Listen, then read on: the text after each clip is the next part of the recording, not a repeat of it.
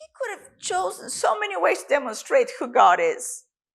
And yet, he chose to demonstrate that love by Christ dying for us while we're still sinners, while we're still caught in the snare of sin, while we're still really enjoying the pleasure of that sin nature, while we're still under the dominion of Satan, while we're still wretched in the sight of God, while we're well deserving of the wrath of God. God died to show us this love that he is towards us. So what? Verse 9, much more then, having now been justified by his blood, we shall be saved from wrath through him. Glory be to God. In 10, for when we were enemies, we're reconciled.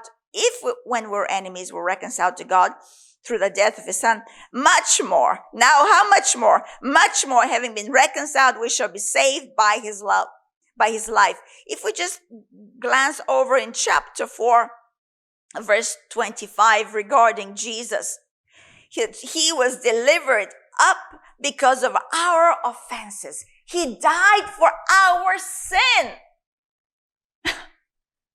He died for my wrongdoing. That is really where, like what? He died for me having done wrong. I should take that penalty. But love takes off the burden off of you. Love unburdens you. Love removes the weight. Love liberates you. For our offenses, he died. And what? He was raised because of our justification. Because when he was raised up, we together with him were raised up. And what happened at that moment? We got newness of life, baby. Newness of life. Brand new life. And yet I was supposed to die for my offenses. I mean, any court, any judge of the earth, any traditional culture, anywhere, even in the tribal judiciary systems I've grown up in Africa, you do wrong, you pay for it. God's love is liberation.